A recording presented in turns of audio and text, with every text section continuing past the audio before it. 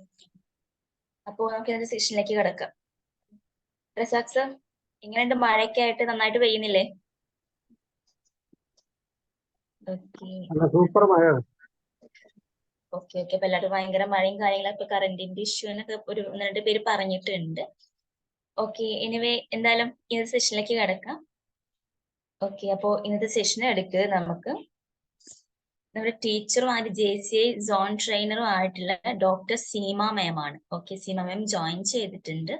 മാമിന്റെ ഇന്നത്തെ ടോപ്പിക് എന്ന് പറഞ്ഞത് കറേജിയസ് എൻഡ്യൂറൻസ് എന്നാണ് ഇന്നത്തെ ടോപ്പിക് വരുന്നത്. ഓക്കെ, അപ്പൊ ഈ നല്ലൊരു ടോപ്പിക്കിനെ കുറിച്ച് നല്ലൊരു സെഷൻ എടുക്കാൻ വേണ്ടി സീമ മാമിനെ ഇൻവൈറ്റ് ചെയ്യാണ്. സീമ മാം. Yes.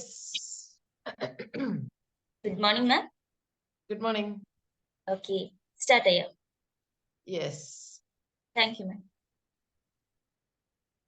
എല്ലാവർക്കും ഒരു നല്ല ഗുഡ് മോർണിംഗ്. മഴയിൽ കുതിർന്ന സുപ്രഭാതം എന്ന് പറയാം അല്ലെ? നല്ല മഴ പെയ്തുകൊണ്ടിരിക്കുകയാണ്. ഇന്നലെ മുതലേ തുടങ്ങിയിട്ടുണ്ട് എല്ലായിടത്തും. അപ്പൊ മഴ കൊണ്ടുള്ള ബുദ്ധിമുട്ടുകളൊന്നും ആർക്കും ഉണ്ടാവാതിരിക്കട്ടെ എന്ന് നമുക്ക് ആദ്യമായിട്ട് പ്രാർത്ഥിക്കാം. എല്ലാവരും സന്തോഷമായിട്ട് സുഖമായിട്ട് എല്ലായിടത്തും ഇരിക്കട്ടെ. നമ്മൾ ഇന്ന് ഡിസ്കസ് ചെയ്യാൻ പോകുന്നത് കറേജിയസ് എൻഡ്യൂറൻസ് എന്ന് പറയുന്ന ടോപ്പിക്കാണ്, അല്ലെങ്കിൽ ആ ഒരു കൺസെപ്റ്റ് ആണ്, അല്ലെങ്കിൽ ആ ഒരു ആശയമാണ് ഇന്ന് നമ്മൾ ഡിസ്കസ് ചെയ്യുന്നത്. എന്ന് വെച്ചാൽ പ്രതിബന്ധങ്ങളെ ധീരതയോടെ ചെറുത്ത് തോൽപ്പിക്കാനുള്ള കഴിവ്. പ്രതിബന്ധങ്ങൾ എപ്പോഴും നമ്മുടെ ജീവിതത്തിൽ ഉണ്ടാവും, ഉറപ്പാണ്. ഒരാളുടെ ജീവിതം പോലും ഒരു പ്രതിബന്ധവും ഇല്ലാതെ സ്മൂത്ത് ആയിട്ട് പോയതായിട്ട് നമ്മൾ കേട്ടിട്ടില്ല. നിങ്ങൾ ആരെങ്കിലും കേട്ടിട്ടുണ്ടോ? നിങ്ങൾക്ക് എപ്പോഴെങ്കിലും അങ്ങനെ തോന്നിയിട്ടുണ്ടോ? ഇല്ല. ഒന്നല്ലെങ്കിൽ ഒന്നായിട്ട് നമ്മുടെ മുന്നിൽ എപ്പോഴും നമുക്ക് എന്തെങ്കിലുമൊക്കെ പ്രതിബന്ധങ്ങൾ നമ്മുടെ ജീവിതത്തിൽ വന്നുകൊണ്ടേയിരിക്കും. അതിനെ എതിർത്ത് തോൽപ്പിക്കുക എന്നതാണ് ഒരു മനുഷ്യൻ എന്ന നിലയ്ക്ക്, അല്ലെങ്കിൽ ഒരു സഹജീവി എന്ന നിലയ്ക്ക് നമ്മൾ ചെയ്യേണ്ടത്. നമ്മുടെ ജീവിതത്തിൽ വിജയം ആഗ്രഹിക്കാത്ത ആരും ഉണ്ടാവില്ല. എന്തായാലും ഒരു ചെറിയ വിജയമെങ്കിലും നമുക്ക് വേണമെന്നാണ് നമ്മൾ എപ്പോഴും ആഗ്രഹിക്കുന്നത്, അല്ലേ? നിങ്ങളുടെയൊക്കെ ജീവിതത്തിൽ എന്തെങ്കിലും വിജയങ്ങൾ ഉണ്ടായിട്ടുണ്ടോ? നിങ്ങൾ ആഗ്രഹിച്ച എന്തെങ്കിലും കാര്യങ്ങൾ നേടിയെടുക്കുമ്പോൾ ആ ഒരു സന്തോഷം നിങ്ങൾക്ക് ലഭിച്ചിട്ടുണ്ടാവില്ലേ? പറ്റുന്ന ആൾക്കാർ ഒന്നുകിലും മെസ്സേജ് ടൈപ്പ് ചെയ്തിട്ടാട്ടോ, അല്ലെങ്കിൽ മൈക്ക് ഓൺ ആക്കിയിട്ട് സംസാരിക്കാട്ടോ. അപ്പൊ എല്ലാവരുടെയും ജീവിതത്തിൽ എന്തായാലും വിജയങ്ങൾ ഉണ്ടായിട്ടുണ്ടാവും. വിജയം ആഗ്രഹിക്കുന്നവരാണ് നമ്മൾ. എത്രയായാലും ചില ആൾക്കാർ പറയും എനിക്ക് അതിലൊന്നും വലിയ താല്പര്യമൊന്നുമില്ല, എനിക്ക് ഇങ്ങനെയൊക്കെ അങ്ങോട്ട് ജീവിച്ചു പോയാൽ മതി എന്ന് പറയുന്ന ആളുടെ ഉള്ളിൽ പോലും ഒരു വിജയത്തിന് ആഗ്രഹിക്കുന്ന ഒരു മനസ്സുണ്ട് എന്ന് നമുക്കറിയാം. അപ്പൊ ആ മനസ്സുള്ള ഏതൊരാൾക്കും വിജയം, ജീവിതത്തിൽ എന്തെങ്കിലും ഒരു വിജയം ഉണ്ടായിട്ടുണ്ടെങ്കിൽ അത് വെറുതെ നമ്മൾ ഇങ്ങനെ ലേസി ആയിട്ട് ഇരുന്നപ്പോൾ നമുക്ക് കിട്ടിയതായിരിക്കുമോ? ഒരിക്കലും അല്ല, അല്ലെ? നമ്മൾ അതിനു വേണ്ടിയിട്ട് പ്രവർത്തിച്ചിട്ടുണ്ട്. നമ്മൾ അതിനു വേണ്ടിയിട്ട് ഒരു സ്റ്റെപ്പ് മുന്നോട്ട് വെച്ചപ്പോൾ മാത്രമാണ് നമുക്കൊരു വിജയം നമ്മുടെ ജീവിതത്തിൽ ഉണ്ടായിട്ടുണ്ടാവുക. അപ്പോ ജീവിതത്തിലെ ഒരു വിജയം ആഗ്രഹിക്കുന്ന ഏതൊരാൾക്കും വേണ്ടുന്ന ഒരു കാര്യമാണ് പ്രതിബന്ധങ്ങളെ ധീരതയോടെ ചെറുത്ത് തോൽപ്പിക്കാനുള്ള കഴിവ്. അവിടെയാണ് നമ്മളുടെ വിജയങ്ങൾ തുടങ്ങുന്നത്. വിജയത്തിന്റെ ഒരു തുടക്കം മാത്രമാണ് അവിടെ വരുന്നത്. പിന്നെ വിജയങ്ങളുടെ ഒരു ഘോഷയാത്രയായിരിക്കും നമ്മുടെ ജീവിതത്തിൽ ഉണ്ടാവുക.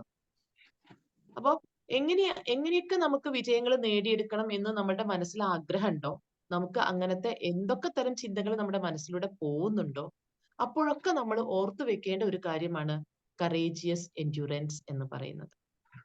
ഇനി ഈ പ്രതിബന്ധങ്ങളെ ഇങ്ങനെ ധീരതയോടെ ചെറുത്ത് തോൽപ്പിക്കാൻ വേണ്ടിയിട്ട് ഈ ഒരു കഴിവ് ഉണ്ടാവണമെങ്കിൽ അതിന്റെ കൂടെ നമുക്ക് കിട്ടേണ്ട കുറച്ച് കാര്യങ്ങളും കൂടിയുണ്ട്.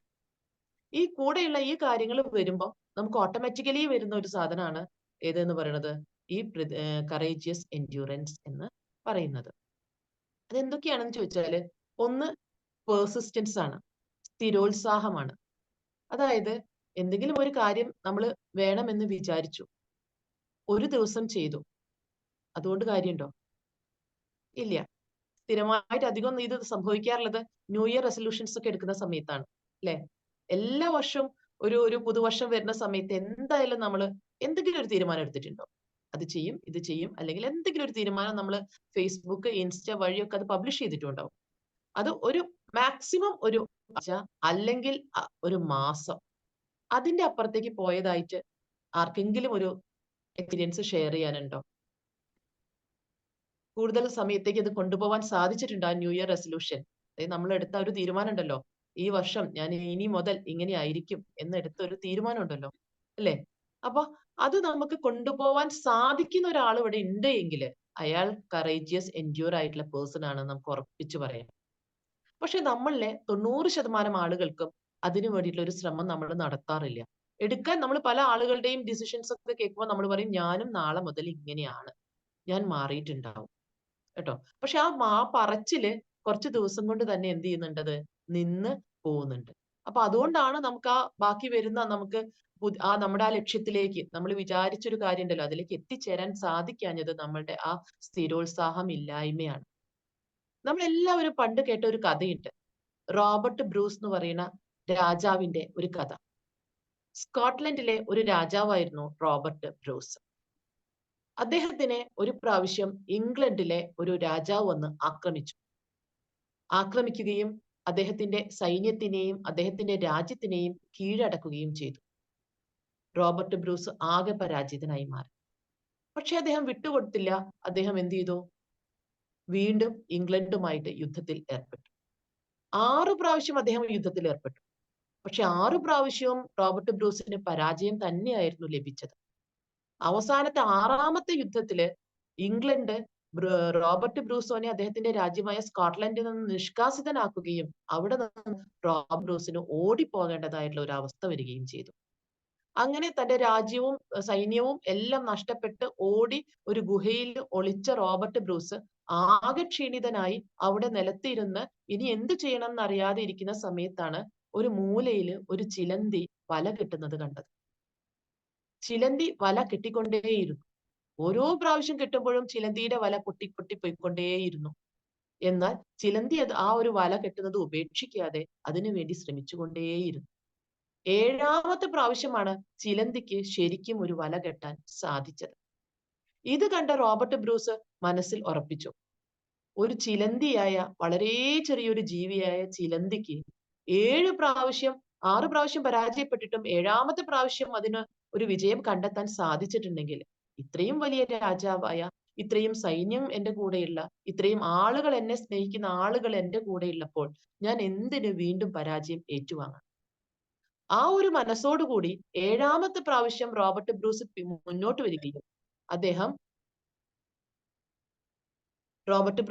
വരികയും അദ്ദേഹം വീണ്ടും ഇംഗ്ലണ്ടിനെതിരെ യുദ്ധത്തിൽ ഏർപ്പെടുകയും ആ യുദ്ധത്തിൽ റോബർട്ട് ബ്രൂസിന് ജയിക്കാൻ സാധിക്കുകയും ചെയ്തു. നമ്മൾ എപ്പോഴും കേൾക്കുന്ന ഒരു കഥയാണ്, അല്ലെ? അപ്പൊ ഇതില് റോബർട്ട് ബ്രൂസ് ആ ഒരു 6ാമത്തെ പ്രാവശ്യം വെച്ച് അതിനെ ഉപേക്ഷിച്ചിരുന്നെങ്കിൽ ഇന്ന് ഈ ഒരു കഥ പറയാൻ നമുക്ക് സാധിക്കുമായിരുന്നില്ല. ഇന്നും റോബർട്ട് ബ്രൂസിനെ നമ്മൾ ഇത്രയും ഒരു മോട്ടിവേഷൻ ആയിട്ടുള്ള ഒരു മോട്ടിവേഷൻ കൊടുക്കുന്ന ഒരാളായിട്ട് നമ്മൾ പല സ്ഥലങ്ങളിലും അദ്ദേഹത്തെ അവതരിപ്പിക്കുന്നുണ്ട് എങ്കിൽ അദ്ദേഹത്തിന്റെ സ്ഥിരോത്സാഹം തന്നെയാണ്. അപ്പൊ അത്ര പ്രാവശ്യം പരാജയപ്പെട്ടിട്ടും ആ പരാജയത്തിനൊക്കെ ഉൾക്കൊണ്ടുകൊണ്ട് വീണ്ടും എനിക്ക് ജയിക്കാൻ സാധിക്കും എന്ന തന്റെ മനസ്സിൽ ഉറപ്പിച്ചുകൊണ്ട് അദ്ദേഹം മുന്നോട്ട് പോയ ആ ഒരു പ്രതിസന്ധിയെ തരണം ചെയ്യാനുള്ള അദ്ദേഹത്തിന്റെ കഴിവ് കൊണ്ടാണ് റോബർട്ട് ബ്രൂസ് 7ാമത്തെ പ്രാവശ്യം യുദ്ധത്തിൽ ഏർപ്പെടുകയും ഇംഗ്ലണ്ടിൽ നിന്ന് തന്റെ സ്വന്തം രാജ്യം പിടിച്ചെടുക്കുകയും വീണ്ടും രാജാവായി അവിടെ അവരോധിക്കപ്പെടുകയും ചെയ്തു. ഇത് തന്നെയാണ് നമ്മുടെ ജീവിതത്തിലുമുള്ള കാര്യങ്ങൾ. അപ്പൊ ആ ചെറിയൊരു ചിലന്തി പോലും എത്ര പ്രാവശ്യമാണ് അതിനു വേണ്ടി ശ്രമിക്കുന്നത്. നമ്മൾ ഒരു പ്രാവശ്യം പോലും ശ്രമിക്കാതെ നമ്മളെ കുറ്റം പറയുന്നു, അല്ലെങ്കിൽ ഒരു പ്രാവശ്യം മാത്രം ശ്രമിച്ചിട്ട് കുറ്റം പറയുന്നു. അതിന് പകരം നമ്മൾ സ്ഥിരമായിട്ട്, നമ്മൾക്കൊരു ലക്ഷ്യമുണ്ട് എങ്കിൽ സ്ഥിരമായിട്ട് അതിനു വേണ്ടിയിട്ട് പ്രവർത്തിച്ചു നോക്കൂ. ലക്ഷ്യം നിങ്ങളിൽ എത്തിച്ചേർന്നിരിക്കും, ഉറപ്പാണ്. പിന്നെ വേറൊരു കാര്യം എന്ന് പറയുന്നത് കറേജിയസ് എൻഡ്യൂറൻസ് ഇല്ലാതെ, അല്ലെങ്കിൽ അതിന്റെ ഒരു കീ ഫാക്ടർ എന്ന് പറയുന്നത് നമ്മളുടെ റെസിലിയൻസ് ആണ്. റെസിലിയൻസ് എന്ന് പറഞ്ഞാല് പ്രതിസന്ധികളില് എന്താ പറയാ, ധൈര്യത്തോടെ നിലനിൽക്കാനുള്ള ഒരു കഴിവ്, റെസിലിയൻസ്. നമുക്കറിയാം, നമ്മൾ എന്തിനെങ്കിലും ഒന്ന് ഇറങ്ങി പുറപ്പെട്ടാല് നമ്മളെ കുറ്റം പറയാൻ 100 ആൾക്കാരുണ്ടാവും, സപ്പോർട്ട് ചെയ്യാൻ വളരെ കുറച്ച് ആൾക്കാരേ ഉണ്ടാവുള്ളൂ. എന്ത് കാര്യമായാലും ഫാമിലിന്ന് സപ്പോർട്ട് കിട്ടണം നിർബന്ധമില്ല, ഫ്രണ്ട്സിന്ന് സപ്പോർട്ട് കിട്ടണം നിർബന്ധമില്ല, നമ്മുടെ പ്രൊഫഷണൽ സർക്കിളിൽ നിന്ന് കിട്ടണം എന്ന് യാതൊരു നിർബന്ധവും ഇല്ല. സോ ആ ഒരു റെസിസ്റ്റൻസ് നമുക്ക് എപ്പോഴും ഫീൽ ചെയ്യേണ്ടി വരും. പക്ഷെ ആ റെസിസ്റ്റൻസിൽ വീണു പോവാതെ അവിടെ നിലനിൽക്കാൻ നമുക്ക് സാധിക്കുന്നുണ്ട് എങ്കിൽ നമ്മൾക്ക് എന്തായാലും നമ്മുടെ ലക്ഷ്യത്തിലേക്ക് നമുക്ക് എത്തിച്ചേരാൻ വേണ്ടിയിട്ട് സാധിക്കും. അതിൽ ഉദാഹരണങ്ങൾ പറയുന്ന ഒരുപാട് ആളുകൾ നമ്മുടെ ലൈഫിൽ നമ്മൾ നോക്കിക്കഴിഞ്ഞാൽ പ്രശസ്തരായവരും അല്ലാത്തവരുമായ ആളുകളെ നമുക്ക് കാണാൻ വേണ്ടിയിട്ട് സാധിക്കും. അതായത് നമ്മുടെ ജീവിതത്തിൽ നമ്മുടെ ചുറ്റുപാടൊന്ന് നോക്കിയാൽ മതി. എത്രയോ എത്രയോ ആളുകള് ഈ റെസിലിയൻസ് എന്ന് പറയുന്ന ഒരു പവർ ഉള്ളത് കൊണ്ട് മാത്രം ജീവിതത്തിൽ നിലനിൽക്കുകയും അവർ ആഗ്രഹിക്കുന്ന കാര്യങ്ങൾ നേടിയെടുക്കുകയും ചെയ്യുന്നതായിട്ട് കാണാം. ഇപ്പൊ നമുക്കറിയാം, വസ്ത്ര വ്യാപാര രംഗത്ത് ഏറ്റവും കൂടുതൽ അറിയപ്പെടുന്ന ഒരു നെയിമാണ് ബീന കണ്ണൻ, ഷീമാട്ടി. ഇവിടെ നമ്മുടെ കോഴിക്കോട് വരെ ഷീമാട്ടി ഉണ്ട്. പണ്ട് നമ്മൾ എറണാകുളത്ത് കൊച്ചിയിൽ പോയിട്ട് ഷീമാട്ടിയിൽ പോയിട്ട് ഡ്രസ്സ് വാങ്ങിക്കേണ്ട ഒരു ആവശ്യത്തിന് ഇപ്പൊ ഷീമാട്ടിക്ക് അത്രയും ബ്രാഞ്ചസ് ആയി.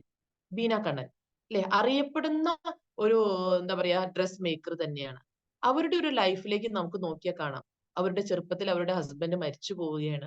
ആ ബിസിനസ് എന്താണെന്ന് അറിയാത്ത സമയത്താണ് ബീന കണ്ണൻ അതിന്റെ ഏറ്റവും മുൻനിരയിലേക്ക് വരുന്നത്, അത് ഏറ്റെടുക്കുന്നത്.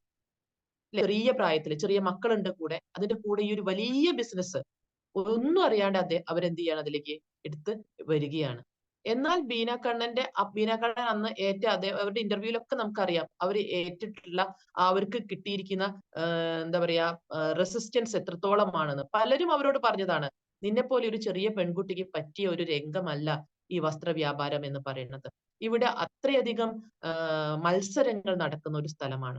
ഇത് വാങ്ങിക്കണമെങ്കിൽ പല സ്ഥലങ്ങളിൽ പോയിട്ട് അവിടുത്തെ മെറ്റീരിയൽസ് വാങ്ങിച്ചു കൊണ്ടുവരണമെങ്കിൽ നീ ലോകം മുഴുവൻ യാത്ര ചെയ്യണം. ഒരു വിധവ എന്ന നിലയ്ക്ക്, ഒരു സിംഗിൾ ലേഡി എന്ന നിലയ്ക്ക് നിന്നെക്കൊണ്ടത് സാധിക്കില്ല. അങ്ങനെ പല സ്ഥലത്തു നിന്നും പല തരത്തിലുള്ള പ്രതിരോധങ്ങൾ ഉണ്ടായപ്പോൾ പോലും ബീന കണ്ണൻ അതിൽ പിടിച്ചു നിൽക്കുകയും അവർ ഇന്ന് അറിയപ്പെടുന്ന ഏറ്റവും വലിയ ബിസിനസ് ഉടമയായിട്ട് മാറുകയും ചെയ്തിട്ടുണ്ട്. അതേപോലെ ഈ അടുത്ത സമയത്ത് നമ്മൾ കണ്ടിട്ടുള്ള ഒരാളാണ് ബിഗ് ബോസ് സീസൺ 6 നമ്മുടെ ജാസ്മിൻ. എത്രയെങ്ങാനും കാര്യങ്ങളാണ്, അല്ലെ എത്രയെങ്ങാനും ആളുകളാണ് അവരുടെ ഓരോ കാര്യത്തിനെയും അവരെ പഴിച്ചുകൊണ്ടിരുന്നത് അല്ലെ. എന്നിട്ടും ആ ഷോയിൽ നിന്ന് ക്വിറ്റ് ചെയ്യാണ്ട് ആ ഷോയിൽ ധൈര്യത്തോടെ നിന്ന ഒരു ലേഡിയാണ് ജാസ്മിൻ. ഞാൻ ഈ ലേഡീസിന്റെ എക്സാമ്പിൾ ആയിട്ട് പറഞ്ഞത് ഞാനൊരു ലേഡി ആയതുകൊണ്ടാണ്. കാരണം സ്ത്രീകളാണ് ഏറ്റവും കൂടുതൽ ഇങ്ങനത്തെ പ്രതിരോധങ്ങൾ വരുമ്പോൾ പിന്മാറുന്ന ആളുകൾ.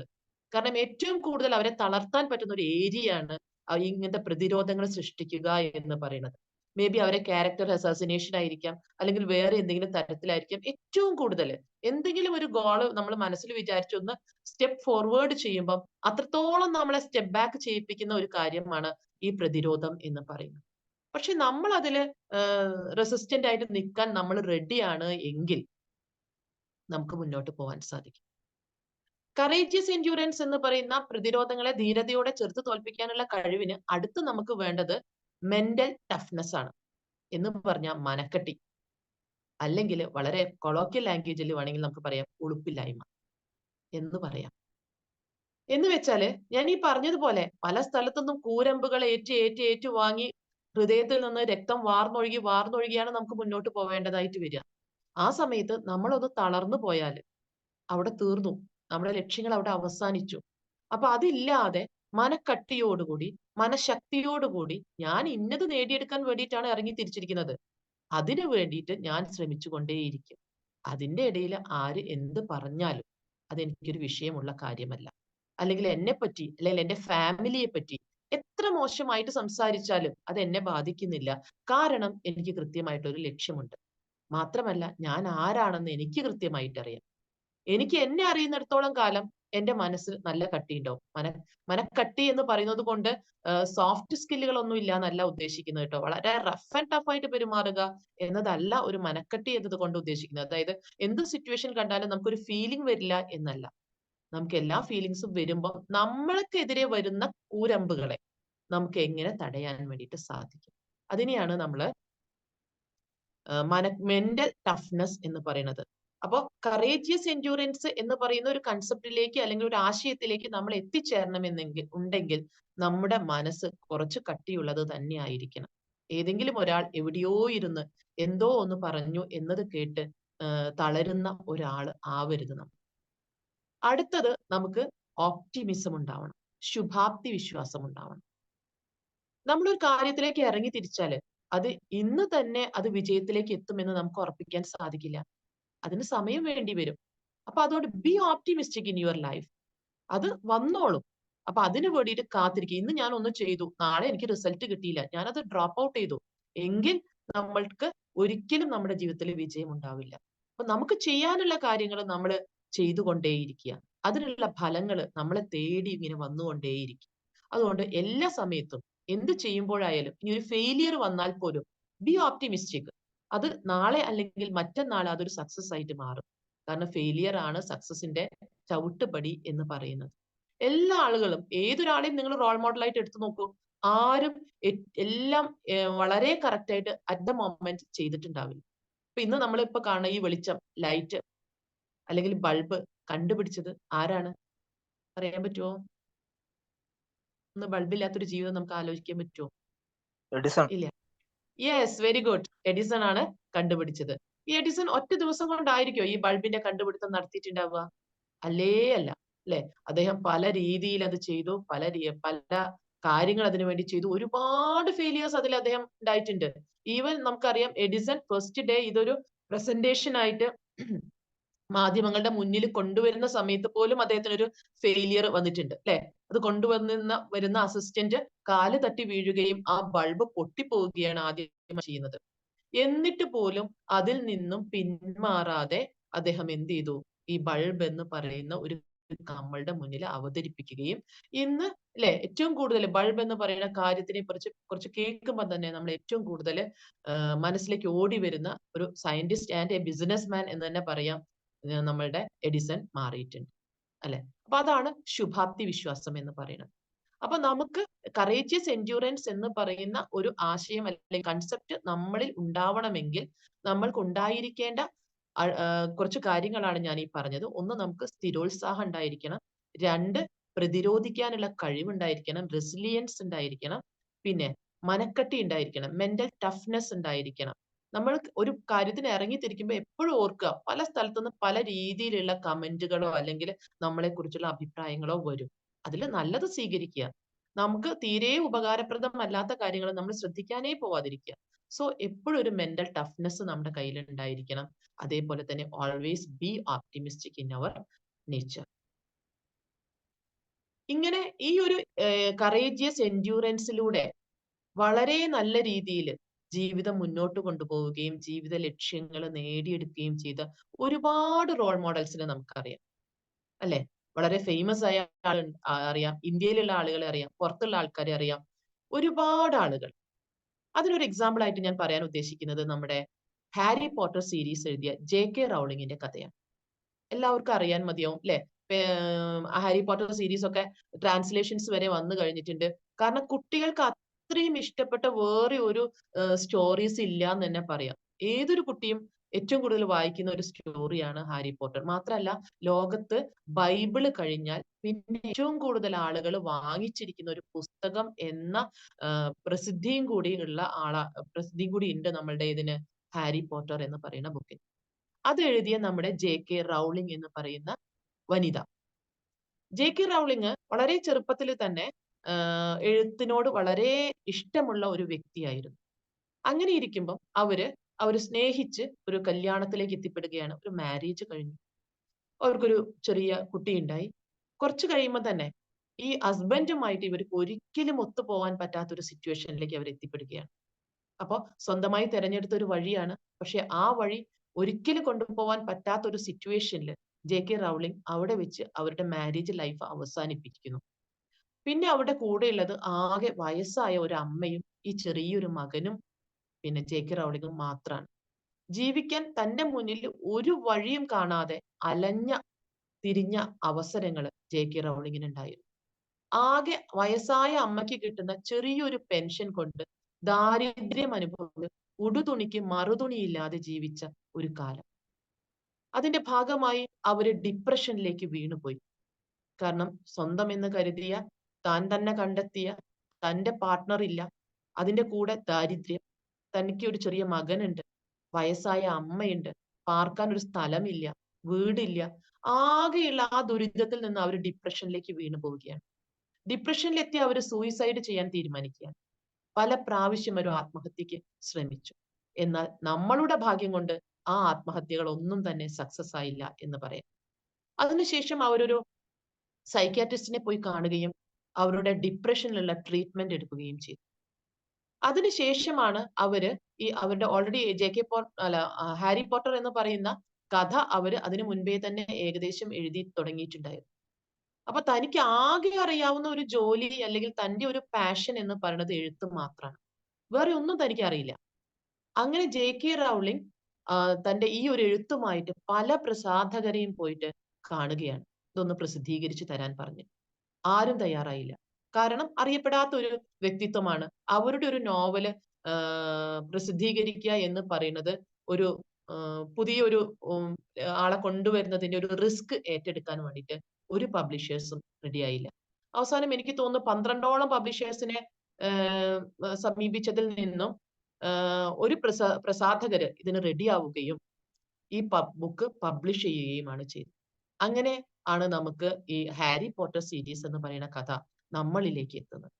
അതിനുശേഷം ഈ ഹാരി പോട്ടർ സീരീസ് സിനിമയാവുകയും ലോകമെമ്പാടും അറിയപ്പെടുകയും അതിനുശേഷം ഇതിന്റെ വളർച്ച, ഈ ബുക്കിന്റെ വിൽപ്പന എന്ന് പറയുന്നത് ലോകത്തിലെ തന്നെ അറിയപ്പെടുന്ന ഒരു വിൽപ്പനയുള്ള പുസ്തകമായി മാറുകയാണ് ചെയ്തത്.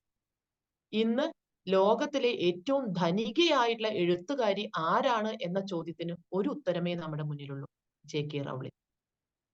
അപ്പൊ ജെ.കെ. റൗളിംഗ് അവർക്ക് ലഭിച്ചിരുന്ന ഈ ബുദ്ധിമുട്ടുകള്, പ്രതിസന്ധികള്, ഈ ഇങ്ങനത്തെ കാര്യങ്ങളിലൊക്കെ എവിടെയെങ്കിലും വെച്ച് തളർന്നു പോയിരുന്നെങ്കിൽ ഇന്ന് നമുക്ക് ഈ എടുത്തു പറയാനുള്ള ഏറ്റവും അറിയപ്പെടുന്ന, എന്താ പറയാ, വെറും അറിയപ്പെടുന്നതല്ല, ധനികയായ അറിയപ്പെടുന്ന എഴുത്തുകാരി എന്ന ഒരു കൊട്ടേഷനിൽ എനിക്ക് ജെ.കെ. റൗളിങ്ങിനെ നിങ്ങളുടെ മുന്നിൽ അവതരിപ്പിക്കാൻ സാധിക്കുമായിരുന്നില്ല. അപ്പൊ അവരുടെ കറേജിയസ് ആയിട്ടുള്ള എൻഡ്യൂറൻസ് തന്നെയാണ് അവർ ഇന്ന് ഈ ഒരു ജീവിത ലക്ഷ്യത്തിലേക്ക് അവർ എത്തിച്ചേർന്നിട്ടുണ്ടെങ്കിൽ അവർക്ക് സാധിച്ചത്. അപ്പൊ അവരെ അവർക്കൊരു ബാക്ക് ബോൺ ആയിട്ട് ആരും ഉണ്ടായിരുന്നില്ല. അവരുടെ സ്വന്തം പ്രവർത്തനങ്ങളിൽ നിന്ന് മാത്രമാണ് ഇത്രയും ഉയരത്തിൽ അവർക്ക് എത്തിച്ചേരാൻ വേണ്ടിയിട്ട് പറ്റിയത്. അപ്പൊ അങ്ങനെയാണ് എങ്കിൽ നമുക്ക് എല്ലാവർക്കും ഒന്ന് ആലോചിച്ച് നോക്കൂ, നമുക്ക് എത്ര സുഖ സൗകര്യങ്ങൾ ഇപ്പൊ നമ്മുടെ കൂടെ ഉണ്ട്, ഇല്ലേ?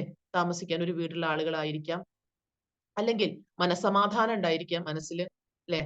അങ്ങനെ ഒരു നല്ലൊരു ഫാമിലി ഉണ്ടായിരിക്കാം നമ്മുടെ കയ്യിൽ. അങ്ങനെ ഓരോരുത്തരും നമ്മളെ പറ്റി, ഓരോരുത്തരെ പറ്റിയും ചിന്തിച്ചു നോക്കുകയാണെങ്കിൽ പോസിറ്റീവായിട്ട് പറയാൻ ഒരുപാട് കാര്യങ്ങൾ നമ്മുടെ കയ്യിലുണ്ട്. നെഗറ്റീവ്സ് വളരെ കുറച്ചേ ഉണ്ടാവും. പക്ഷെ നമ്മൾ എപ്പോഴും നമ്മുടെ നെഗറ്റീവ്സിനെയാണ് പുറത്തേക്ക് കാണിച്ചുകൊണ്ടിരിക്കുന്നത്. എനിക്ക് അതില്ല, എനിക്ക് ഇതില്ല, എനിക്ക് മറ്റേതില്ല, എനിക്ക് അതുണ്ടായിരുന്നെങ്കിൽ ഞാൻ ഇങ്ങനെ ചെയ്യുമായിരുന്നു. അങ്ങനെ അല്ലാതെ നമ്മളുടെ കയ്യിലുള്ള പോസിറ്റീവ്നെസ് കണ്ടെത്തി ഇതേപോലെയുള്ള ജെ.കെ. റൗളിങ്ങിനെ പോലെയുള്ള, അല്ലെങ്കിൽ നമ്മളുടെ രാഷ്ട്രപിതാവായിട്ടുള്ള എ.പി.ജെ. അബ്ദുൽ കലാം, അല്ലെ, അല്ലെങ്കിൽ എബ്രഹാം ലിങ്കൺ, അങ്ങനെ എത്ര കഥകൾ നമുക്ക് പറയാൻ വേണ്ടിയിട്ട് സാധിക്കും. അപ്പൊ ഇവരൊക്കെ ഇങ്ങനെ ജീവിത ലക്ഷ്യത്തിലേക്ക് അവർ എത്തിച്ചേർന്നിട്ടുണ്ട് എങ്കിൽ അവരുടെ സ്ഥിരോത്സാഹവും പ്രതിബന്ധങ്ങളെ ധീരതയോടെ നേരിടാനുള്ള അവരുടെ കഴിവും ഒന്നുകൊണ്ട് മാത്രമാണ് അവർക്ക് അതിലേക്ക് എത്തിച്ചേരാൻ വേണ്ടിയിട്ട് സാധിച്ചത്. ഇനി എങ്ങനെയൊക്കെ നമുക്ക് ഇതിലേക്ക് എത്തിച്ചേരാം എന്ന് ചോദിച്ചിട്ടുണ്ടെങ്കിൽ, എന്തൊക്കെയാണ് നമ്മൾ ഇതിന് ചെയ്യേണ്ടത് എന്ന് ചോദിച്ചിട്ടുണ്ടെങ്കിൽ, ഒന്നാമത്തെ കാര്യം ഞാൻ ഈ പറഞ്ഞ കാര്യമാണ്: എപ്പോഴും ലൈഫിൽ പോസിറ്റീവ് ആയിട്ടിരിക്കുക, എപ്പോഴും പോസിറ്റീവായിട്ട് മാത്രം സംസാരിക്കുക. നമ്മളുടെ നെഗറ്റീവ്സിനെ നമ്മൾ മറന്നേക്കുക, ഇല്ലായ്മകളെ കുറിച്ച് നമ്മൾ പറയാതിരിക്കുക.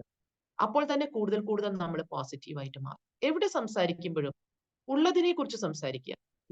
എനിക്ക് ഇന്നൊരു കാര്യം, ഇന്നൊരു ദൈവം തന്നിട്ടുണ്ട്, ഇന്നൊരു കഴിവ് എനിക്കുണ്ട്, അല്ലെങ്കിൽ എനിക്കൊരു നല്ല ഫാമിലി ഉണ്ട്, അല്ലെങ്കിൽ എനിക്കൊരു ചെറിയ വീടുണ്ട്. അങ്ങനെ ഉള്ളതിനെ കുറിച്ച് പോസിറ്റീവായിട്ട് എപ്പോഴും സംസാരിക്കാൻ ശ്രമിക്കൂ. നിങ്ങൾക്ക് നിങ്ങളുടെ വിജയത്തിലേക്കുള്ള വഴി അടുത്താണ് എന്ന് നിങ്ങൾ മനസ്സിലാക്കുക. അതേപോലെ തന്നെ ഒരു സെൽഫ് ലവ് കൊണ്ടുവരിക. നിങ്ങൾ നിങ്ങളെ തന്നെ സ്നേഹിക്കുക. നമ്മളെ ആദ്യം സ്നേഹിക്കേണ്ടത് നമ്മൾ തന്നെയാണ്. ഇടയ്ക്കിടയ്ക്ക് ഒരു മോട്ടിവേഷൻ കൊടുക്കുക. എന്ത്?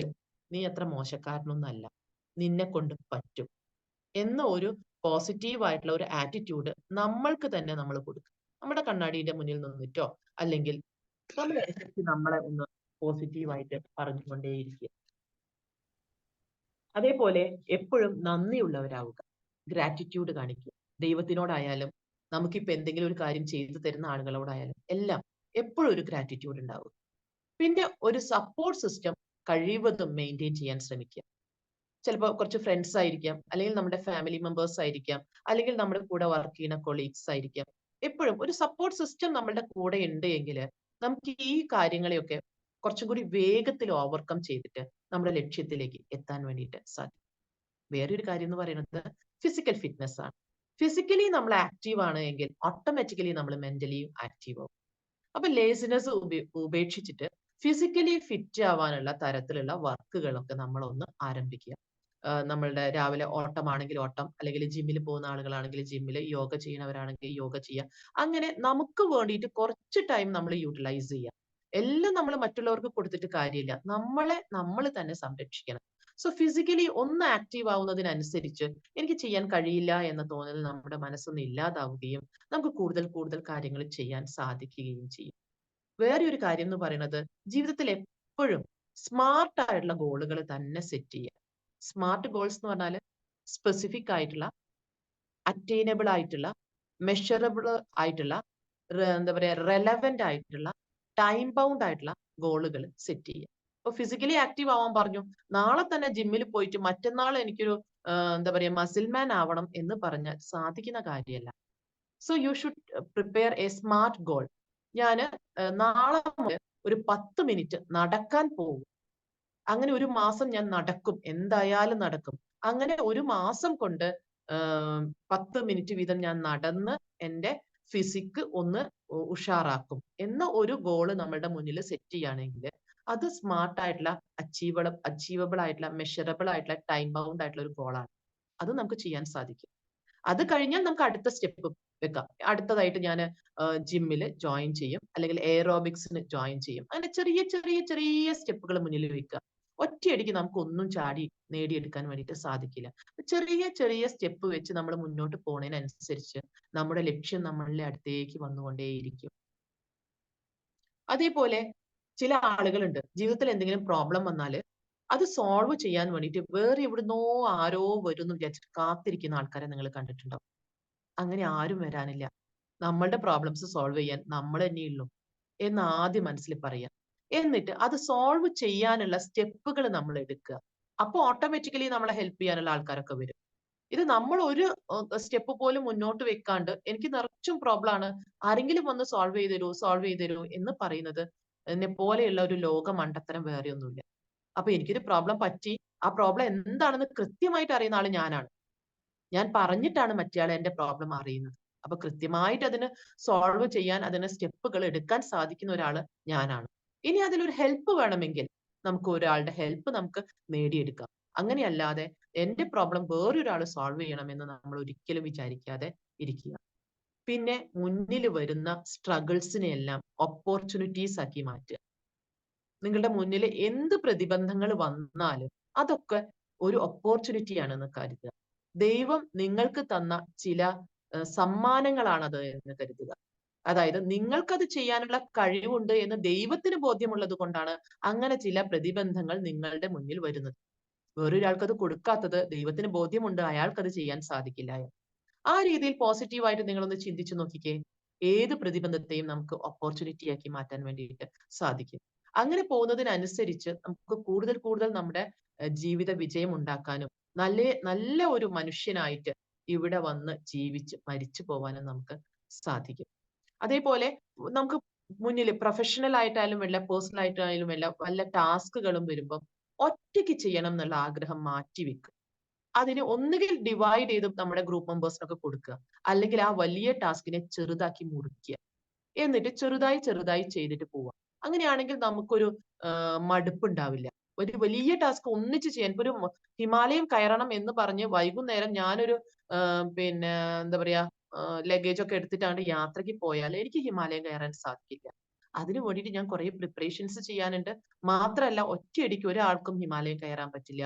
സ്റ്റെപ്പ് ബൈ ആയിട്ടാണ് നമ്മൾ ഓരോ സ്ഥലത്ത് പോയി അവിടെ നിന്ന് പിന്നെ അടുത്ത ഒരു മൈൽ സ്റ്റോൺ വെച്ചു, പിന്നെ അടുത്ത മൈൽ സ്റ്റോൺ വെച്ചു, അങ്ങനെയാണ് നമ്മൾ കയറി പോകുന്നത്. അപ്പൊ അതുകൊണ്ട് എപ്പോഴും ആ ഒരു രീതിയിൽ മുന്നോട്ട് പോകാൻ വേണ്ടിയിട്ട് സാധിക്കും. ഇനി ഏറ്റവും അധികം നമ്മൾ ചെയ്യേണ്ട കാര്യം എന്താണ് എന്ന് ചോദിച്ചിട്ടുണ്ടെങ്കിൽ നമ്മളുടെ സക്സസ് നമ്മൾ തന്നെ വിഷ്വലൈസ് ചെയ്യുക. ഓരോ ദിവസവും രാവിലെ എഴുന്നേറ്റ് കഴിഞ്ഞാല് അന്നത്തെ വൈകുന്നേരത്തെ ഒരു സക്സസ്, അതായത് ഇപ്പൊ നമ്മൾ ജോലിക്ക് പോകുന്ന ഒരാളാണ് എങ്കിൽ അന്ന് ഏറ്റവും സക്സസ്ഫുൾ ആയിട്ട് നമ്മൾ ആ ജോലി ചെയ്ത് തിരിച്ച് വീട്ടിലെത്തുന്നത് ഒന്ന് മനസ്സിൽ കാണുക. വളരെ സന്തോഷത്തോടു കൂടി ജോലിക്ക് പോകുന്നു, അവിടെ എല്ലാ കാര്യങ്ങളും വളരെ എനർജറ്റിക് ആയിട്ട് നമ്മളെ കൊണ്ട് ചെയ്യാൻ പറ്റുന്നതിന്റെ മാക്സിമം ഇട്ട് നമ്മൾ ചെയ്ത് നമ്മൾ ആ കാര്യങ്ങളെല്ലാം, അന്നത്തെ കാര്യങ്ങളിലെല്ലാം നമ്മൾ സക്സസ് ആയി അതേ എനർജിയോട് കൂടി നമ്മൾ തിരിച്ച് വീട്ടിലേക്ക് വരുന്നത് നമ്മൾ മനസ്സിൽ കാണും. ഇല്ലിപ്പോ ഒരു വീട്ടമ്മയാണ് എങ്കിൽ അന്നത്തെ ദിവസം നമ്മൾ വീട്ടിൽ ചെയ്യാനുള്ള എല്ലാ കാര്യങ്ങളും വളരെ ആക്റ്റീവായിട്ട് എനർജറ്റിക് ആയിട്ട് വളരെ നല്ല രീതിയിൽ ചെയ്ത് നല്ലൊരു ഫുഡ് ഉണ്ടാക്കുന്നതാണെങ്കിൽ ആ ഫുഡ് ഒന്ന് മനസ്സിൽ കണ്ട് ഇല്ലേ, വീട്ടുകാരെല്ലാം വരുമ്പോൾ വളരെ സന്തോഷത്തോടു കൂടി നമ്മൾ ഇരിക്കുന്നതായിട്ട് ഒന്ന് മനസ്സിൽ ഒന്ന് വിഷ്വലൈസ് ചെയ്ത് നോക്കൂ. എല്ലാ ദിവസവും ഇതൊന്ന് വിഷ്വലൈസ് ചെയ്യൂ. അങ്ങനെ വിഷ്വലൈസ് ചെയ്യുകയാണ് എങ്കിൽ കുറച്ച് കഴിയുമ്പോൾ നിങ്ങൾക്ക് നിങ്ങളുടെ ഭാവിയിലേക്കുള്ള, അതായത് നിങ്ങൾ കണ്ടുവെച്ച ഒരു ഗോൾ ഉണ്ട്, നിങ്ങൾക്ക് ജീവിതത്തിൽ ഇന്ന ആളായിട്ട് മാറണം, നല്ലൊരു സാമൂഹ്യ പ്രവർത്തകൻ, അല്ലെങ്കിൽ നല്ലൊരു രാഷ്ട്രീയ പ്രവർത്തകൻ, അല്ലെങ്കിൽ നല്ലൊരു കൃഷിക്കാരൻ, നല്ലൊരു വീട്ടമ്മ, നല്ലൊരു വീട്ടച്ഛൻ, നല്ലൊരു അച്ഛൻ, നല്ലൊരു അമ്മ, അല്ലേ, അല്ലെങ്കിൽ എന്റെ പ്രൊഫഷണലില് നല്ലൊരു, ആരാണോ നിങ്ങളുടെ പ്രൊഫഷൻ എന്താണോ അതിൽ ഒരു ഗോൾ നിങ്ങൾ സെറ്റ് ചെയ്ത് വെച്ചിട്ടുണ്ട്, അതാവണം എന്ന്.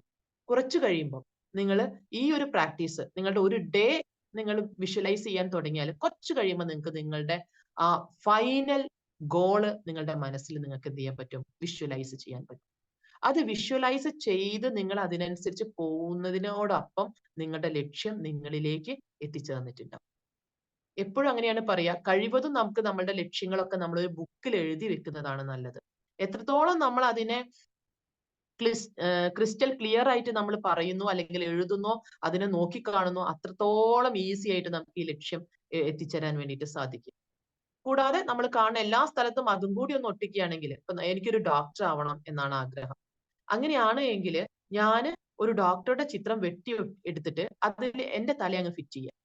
എന്നിട്ട് ആ പ്രൊഫഷണൽ ആ ഡോക്ടർ അദ്ദേഹത്തിന്റെ കോട്ടും ഇതൊക്കെ ഇട്ട് വലിയൊരു ഹോസ്പിറ്റലിന്റെ മുന്നിൽ നിൽക്കുന്ന ആ ഒരു ചിത്രം വെട്ടിയെടുത്ത് എന്റെ റൂമിൽ അങ്ങ് കിടക്കണതിന് മുൻപ്, ഉറങ്ങണതിന് മുൻപും ഒക്കെ എണീച്ചു വരുമ്പോഴും ഒക്കെ ഈ ചിത്രം എന്റെ മനസ്സിൽ അങ്ങനെ വിഷ്വലൈസ് ചെയ്ത് വരും.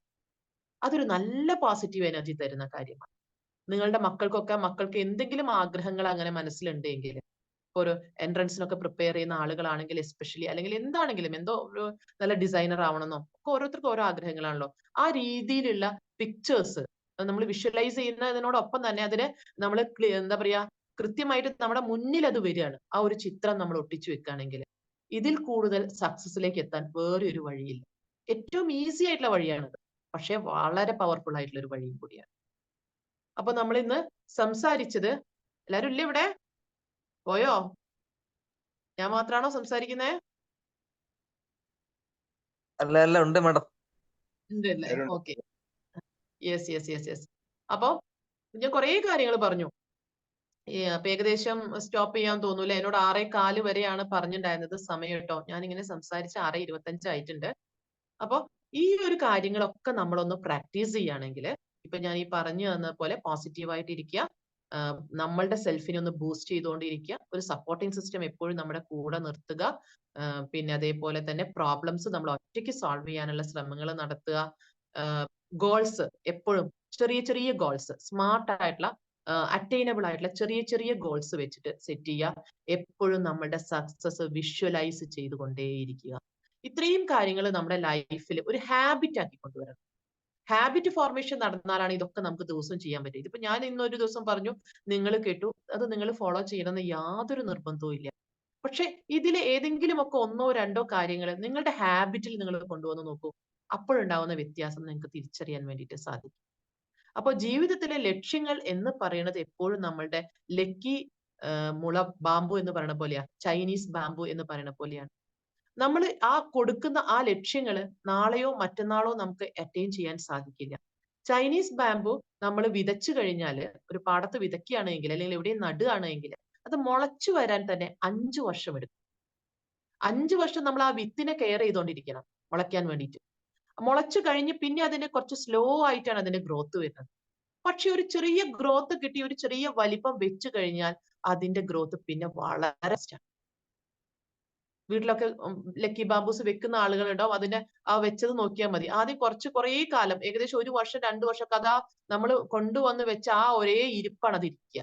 പക്ഷെ കുറച്ച് കഴിഞ്ഞു കഴിഞ്ഞാൽ അത് പിന്നെ സഡൻ ആയിട്ട് ഗ്രോ ചെയ്യുന്നത് കാണാം. അതുപോലെയാണ് നമ്മളുടെ ജീവിതത്തിലെ ഓരോ കാര്യങ്ങളും. ഇന്ന് വിത്തിട്ട് നാളെ എനിക്ക് ഫലം വേണമെന്ന് ഒരിക്കലും വിചാരിക്കരുത്. അതിന് സമയമെടുക്കും. അതിനു വേണ്ടിയിട്ട് സ്ഥിരോത്സാഹത്തോടു കൂടി ഹാർഡ് വർക്ക് ചെയ്ത് ധീരതയോടുകൂടി നമ്മൾ മുന്നോട്ട് പോവുകയാണ് എങ്കിൽ വിജയം നമ്മുടെ കൂടെയുള്ളതാണ്. വിജയം നമുക്ക് വേണ്ടി മാത്രമുള്ളതാണ്. ഇത്രയും പറഞ്ഞുകൊണ്ട് എല്ലാവർക്കും വീണ്ടും ഒരു നല്ല ശുഭദിനം ആശംസിച്ചുകൊണ്ട് എല്ലാവർക്കും ജീവിതത്തിൽ നല്ല വിജയങ്ങൾ ഉണ്ടാവട്ടെ എന്നും ആശംസിച്ചുകൊണ്ട് നിർത്തുന്നു. നന്ദി, നമസ്കാരം. Okay, thank U Seema. നല്ലൊരു സെഷൻ ആയിരുന്നു. ഒരുപാട് കാര്യങ്ങൾ ഞങ്ങൾക്ക് റിയലൈസ് ചെയ്യാനും മനസ്സിലാക്കാനും പറ്റിയിട്ടുണ്ട്. ഓക്കെ, എനിവേ ഈ ഒരു സെഷനെ കുറിച്ച് നമ്മുടെ ടീംസിൽ ഫീഡ്ബാക്കോ അല്ലെങ്കിൽ നിങ്ങൾക്ക് എന്തെങ്കിലും ഡൗട്ട്സോ കാര്യങ്ങൾ ഉണ്ടെങ്കിൽ ക്ലിയർ ചെയ്യാം. Yes, magic morning, ma'am. Magic morning to all. Magic morning, Bobia, ma'am. വളരെ വണ്ടർഫുൾ സെക്ഷൻ ആയിരുന്നു.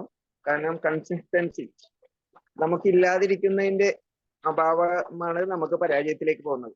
അതുകൊണ്ട് നമ്മൾ കൺസിസ്റ്റൻസി ആയിട്ട് നമ്മൾ എടുക്കുന്ന ഗോള് ഈ പറഞ്ഞോണം 1-ാം തീയതി ഇപ്പൊ ജനുവരി 1st ഒക്കെ നമ്മൾ എടുക്കാറുണ്ട്. നമ്മളുടെ കാര്യമല്ല കേട്ടോ, മാജിക് മോണിലുള്ളവരുടെ കാര്യമല്ല, അപ്പുറത്തുള്ളവരുടെ കാര്യം. നമ്മളൊക്കെ മനക്കെട്ടിയുള്ളവരാണ്, മാഡം പറഞ്ഞ പോലെ തന്നെ.